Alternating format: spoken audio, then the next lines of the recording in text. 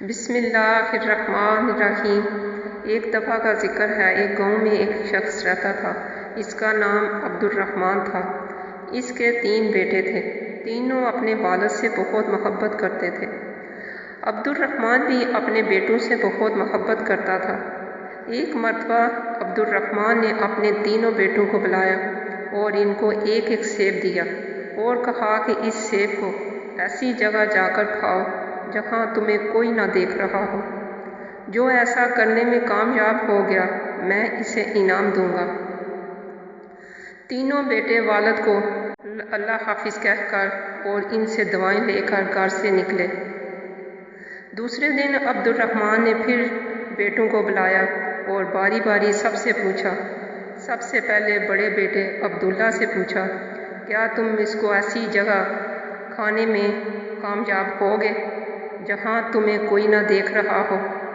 عبداللہ نے جواب دیا، الحمدللہ ابا جان، میں نے وہ سیب ایک درخت کے پیچھے جا کر کھایا، وہاں مجھے کوئی نہیں دیکھ رہا تھا۔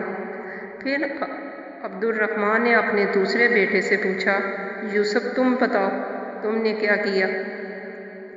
یوسف نے کہا، ابا جان میں نے وہ سیب کمرے میں بند ہو کر اندھیرا کر کے کھایا اور مجھے یقین ہے کہ وہاں مجھے کسی نے نہیں دیکھا۔ عبد الرحمن نے تیسرے بیٹے سے پوچھا، سلیم تم نے کیا کیا؟ سلیم نے کہا، ابا جان میں نے کتاب اسماء الحسنی میں پڑھا ہے، اللہ کا ایک نام ہے البصیر، ہر ایک کو ہر حال میں دیکھنے والا۔ میں نے بہت سوچا اور تلاش کیا لیکن مجھے کوئی ایسی جگہ نہ ملی جہاں میرا اللہ مجھے نہ دیکھ رہا ہو۔ اللہ تعالیٰ تو ہر جگہ دیکھتے ہیں، اس لیے میں یہ سیب نہ کھا سکا۔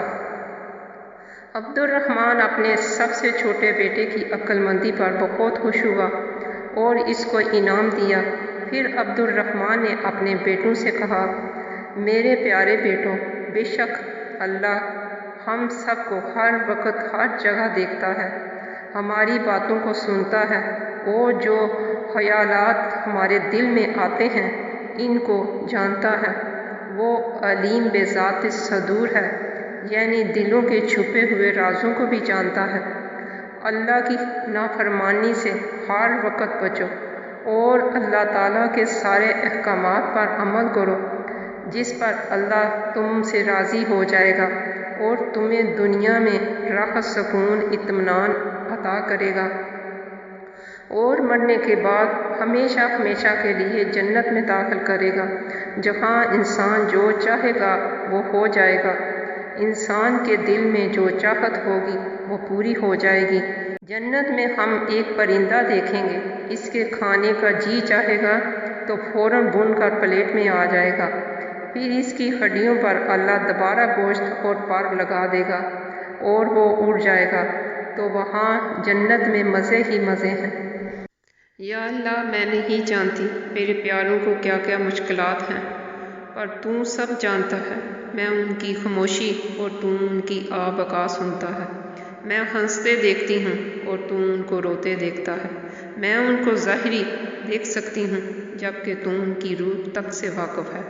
اللہ پاک میں آپ سے دعا کرتی ہوں کہ ان کو وہ سب عطا فرما جس کی ان کو ضرورت ہے اور جو ان کے لیے بہتر ہے۔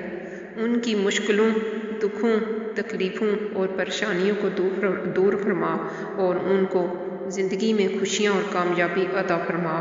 آمین ثم آمین یا رب العالمین۔